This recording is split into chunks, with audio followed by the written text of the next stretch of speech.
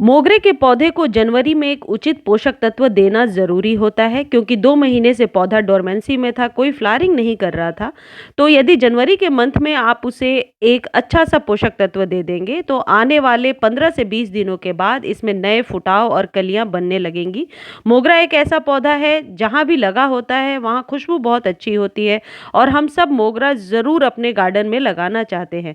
मोगरा का पौधा जो है, ये आने वाले बरसात के बादों तक यानी 8-9 महीने तक ये फ्लावरिंग करता रहता है। देखिए मेरे मोगरा में कुछ इस तरीके से अब नए-नए शूट्स निकलने लगे हैं, यानी मोगरा अब डोरमेंसी से बाहर आ गया है। आप भी इस पोषक तत्व को दीजिए जिससे आपके मोगरे का पौधा डोरमेंसी से बाहर आ जाए और अब वह नए शूट्स लेने लगे। देखिए जिस तरीके से पौधा जब डोरमेंसी में जाता है तो एकदम से फ्लावरिंग बंद नहीं करता, धीरे-धीरे फूल छोटे आते हैं फिर कम आने लगते हैं। वैसे ही जब पौधा डोरमेंसी से बाहर आता है तो एकदम से नए शूट्स निकालना शुरू नहीं करता, उसे 1-2 महीने आपको बहुत अच्छे पोषक तत्व को मिट्टी में देना होता है। मोगरे को कैल्शियम युक्त खाद बहुत ही पसंद है। आज के वीडियो में मैं आपको बताऊं कि जनवरी में अभी आपको किस खाद को देना है। होममेड खाद भी मैं बताऊंगी और एक केमिकल खाद बताऊंगी। चॉइस इज योर्स कि आप कौन सा खाद देना चाहते हैं, दोनों ही बराबर मात्रा में काम करेगा, लेकिन मैं ऑर्गेनिक फर्टिलाइज़र को हमेशा ज़्यादा प्रेफर करती हूँ। देखिए यदि आपके पास भी मोगरा का पौधा है तो सबसे पहले क्या करना है, जितनी भी स्टेम जो आपको लगता है ये काम की नहीं है और वाइट वाइट सी हो रही, उन्हें पहले आप कट कर देंगे। कट करने के बाद इसे ट्रिमिंग कहते हैं। ट्रिमिंग बहुत ज़रूरी है। ट्रिमिंग से पौधा अच्छा बनता है, यानी कि और ज़्यादा झाड़ीदार बुशियर बनता है। उसके बाद उसकी मिट्टी में कुछ इस तरीके से आप गुड़ाई करेंगे। गुड़ाई करने के बाद आप 24 घंटे तक मिट्टी को ऐसे ही छोड़ देंगे, क्योंकि सर्दियों में कई बार ओवर वाटरिंग हो जाता है। देखिए मैंने जो ट्रिम किया है उसके नीचे से नए शूट्स आने लगे हैं। ट्रिम करने के बहुत फ़ायदे होते हैं। यदि समय पर ट्रिमिंग कर दिया जाए अपने पौधे में तो आपका पौधा बुशियर और हेल्दी दोनों ही रहेगा। कुछ इस तरीके से मिट्टी की गुड़ाई करके आप इसे पूरे दिन धूप लगने दीजिए, क्योंकि यदि ओवर वाटरिंग है या पौधे में अच्छी धूप नहीं लगी है तो फिर अच्छी धूप लग जाए। ऐसे में आपको चाहिए 8 इंच का यदि कंटेनर है तो 2 केले के छिलके को आप सुखा लीजिए। सुखाने के बाद अगले दिन जब आप ये 24 घंटे के लिए ऐसे ही छोड़ देंगे, अगले दिन कुछ इस तरीके से आप केले के छिलकों को मिट्टी में दबा देंगे। अब आप ये सोच रहे हैं कि केले के छिलके को मिट्टी में क्यों दबाना है? देखिए इसके 3-4 रीज़न हैं। एक तो केले का छिलका पोटेशियम रिच होता है और नई फ्लावरिंग और नए शूट्स को लेने में बहुत मदद करता है। इसमें नाइट्रोजन और फास्फोरस की मात्रा कम होती है। तो पौधा जो है ये धीरे-धीरे पोटेशियम युक्त जब खाद लेगा तो नई शूट्स को बल मिलेगा, यानी कि फ़ोर्स मिलेगा, ताकत मिलेगा। और केले का जो छिलका है बहुत जल्दी डिकम्पोज़ हो जाए। देखिए मैंने अपने मिट्टी में ये जो डाल रखा है, तो देखिए कहीं से ना फंगस लगा हुआ है, ना कोई आपको प्रॉब्लम नज़र आ रही है पौधे में। इसीलिए मैं डाल करके और फिर आपको ये निकाल कर दिखा रही हूँ कि जो लोग ऐसा सोचते हैं कि केले के छिलके डायरेक्टली डालने पर फंगस क्रिएट होगा, देखिए जो परमानेंट फ्लावरिंग प्लांट है वो हार्डी होते हैं, उनमें फंगस नहीं होते, लेकिन सर्दियों वाले पौधे में आप ऐसे दबा देंगे तो ज़रूर इसमें फंगस क्रिएट हो जाएगा। देखिए मार्केट में एक ऑर्गेनिक मैन्योर आजकल मिल रहा है जो आसानी से आप मार्केट से ले सकते हैं और ये रोज़ किंग के नाम से मिलेगा। मैं अभी आपको बताऊंगी कि यदि ये आपके पास नहीं है तो आप कौन सा फर्टिलाइज़र डाल सकते हैं, लेकिन ये भी एक ऑप्शन है यदि आप केले के छिलके नहीं डालना चाहते या फिर कोई ऐसी घरेलू चीज़ नहीं डालना चाहते, तो किसी भी प्रकार का एक मैन्योर, ज़रूरी नहीं है रोज़ किंग, आप प्लांट फूड के नाम से अपने नर्सरी में आसपास नियर बाई पूछ लीजिए और नर्सरी से ले सकते हैं। अब आपको क्या करना है, जब आप चारों तरफ से गुड़ाई करेंगे, देखिए ये केले के छिलके मैंने दबा रखे थे, ये कितनी जल्दी डिकम्पोज़ हो जाता है। ये देखिए करीब 10 डेज़ पहले मैंने ये ट्रीटमेंट किया था, उसके बाद मैं आप लोगों को दिखा रही हूँ जब ये नए शूट्स निकल आए हैं कि आपको भी ये ऐसा करना है। केले के छिलके को आप कट कर देंगे। अब 2 ऑप्शन है, या तो केले के छिलके कट करके आप डालें या फिर कोई भी बना बनाया फूड, प्लांट फूड या रोज़ फूड आप ले आइए और डाल दीजिए। ये कुछ इस तरीके का दिखेगा।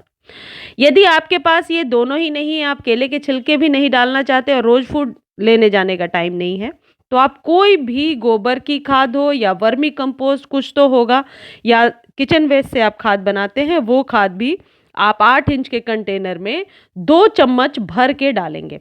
मैं जो डाल रही हूँ ये माइक्रो न्यूट्रिएंट है। माइक्रो न्यूट्रिएंट में वो सारी न्यूट्रिएंट्स होती है जो हमारे पौधे के लिए ज़रूरी है। इस जगह पे आप कोई भी कंपोस्ट डाल दीजिए। ये 8 इंच का कंटेनर है और 2 चम्मच आपको भर के डालना है। यदि आप रोज़ फूड डाल रहे हैं तो सिर्फ 1 चम्मच डालना है। अब ये क्या करेगा, धीरे-धीरे मिट्टी में घुलता जाएगा। 4 से 5 दिनों के बाद ये अपना प्रोसेस दिखाना शुरू करेगा। इसका आपको कुछ इस तरीके से रिजल्ट मिलना शुरू हो जाएगा। देखिए पत्तियाँ कितनी लश ग्रीन है। सर्दियों में ओवर वाटरिंग से ही हमारे पौधे खराब होते हैं। जब पौधा डोरमेंसी में हो तो उसे बहुत हेवी फूड कभी नहीं देना चाहिए, लेकिन थोड़ा बहुत खाद देते रहना चाहिए, ऐसा मेरा अनुभव है। इसीलिए मेरे पौधे कभी भी खराब नहीं होते, डोरमेंसी में भी अच्छे रहते हैं। देखिए ये पानी चेक करने का तरीका है। मैंने लड्डू सा बनाकर देखा मिट्टी में, हाथ में बिल्कुल भी पानी नहीं लग रहा है। इसका मतलब है कि इसमें मॉइस्चर 2-3 इंच नीचे तक नहीं है। अब आप इसमें वाटरिंग कर देंगे। ओवर वाटरिंग कभी भी नहीं करना है, खासकर सर्दियों में। अब जो नए शूट्स निकल रहे हैं उनको आप क्या करेंगे कि हर शाम को आप स्प्रे करेंगे कुछ इस तरीके से। इससे क्या होगा कि शूट्स जो नए निकल रहे हैं वो पीले पड़ के गिरेंगे नहीं और उनमें ग्रोथ बहुत अच्छी होगी। यदि आप एप्सम सॉल्ट इस्तेमाल करते हैं तो इसी पानी में आप आधा चम्मच एप्सम सॉल्ट मिलाकर स्प्रे कर सकते हैं। नहीं तो यदि आपने एनपीके का नाम सुना होगा कि एनपीके क्या है और किस तरीके से इस्तेमाल करते हैं, तो एनपीके एक कंप्लीट फर्टिलाइज़र होता है। ये विकल्प है उन लोगों के लिए जो घरेलू खाद नहीं डाल रहे हैं। मैं सिर्फ आपको अल्टरनेटिव बता रही हूँ, ज़रूरी नहीं है ये। एनपीके आप आधा चम्मच लेकर के और 1 लीटर पानी में डालकर आप हर एक 3 से 4 दिनों पर आप स्प्रे करेंगे। ये है एनपीके, कुछ इस तरीके का दिखता है। एनपीके 19-19-19 है ये। इसमें 20-20-20 भी आता है। 20-20-20 इसका अपर वर्जन है, लेकिन 19-19-19 इसका एकदम कंप्लीट और आप कह सकते हैं कि बैलेंस्ड फर्टिलाइज़र है। अब इसमें 1 चुटकी या बिल्कुल हाफ टी स्पून आप लेंगे, 1 लीटर पानी में डालेंगे और 5 से 6 दिन पर ये या 1 सप्ताह पर आप अपने पौधे पर स्प्रे कर दें, करीब इतना। ये आपके पौधे में नाइट्रोजन, फास्फोरस और पोटेशियम की कमी को दूर करेगा। हालांकि इसके पैकेट पर ऑर्गेनिक फूड लिखा हुआ है, लेकिन ये एक केमिकल फर्टिलाइज़र है, तो इसका ओवरडोज आपके पौधे को खराब कर सकता है। धूप में कभी भी पत्तियों पर इसका छिड़काव नहीं करना है। ये मिट्टी से ज़्यादा पत्तियों में वर्क करता है। यदि पत्तियों पर आप डालते हैं, जल्द रिस्पॉन्स देखने को मिलेगा। यदि आपके पास एनपीके नहीं है तो हमारे पास घरेलू एनपीके भी है। ये प्याज के छिलके, 2 प्याज के छिलके ले लीजिए और 2 दिनों तक इसे पानी में भिगो करके रख दीजिए। किसी भी टाइप के कंटेनर में भिगो सकते हैं और पानी की मात्रा कितनी भी हो सकती है। 2 दिनों बाद जब इसका अर्क अच्छे से पानी में मिल जाएगा तो इसे छान करके और आप अपने मोगरा के प्लांट पर दे देंगे। जिस तरीके से वाटरिंग करते हैं उसी तरीके से दे देना है। वाटर कम ज़्यादा हो सकता है। ये ऑर्गेनिक है इसलिए इसका कोई साइड इफ़ेक्ट नहीं है, लेकिन ये एनपीके से कम काम नहीं करता।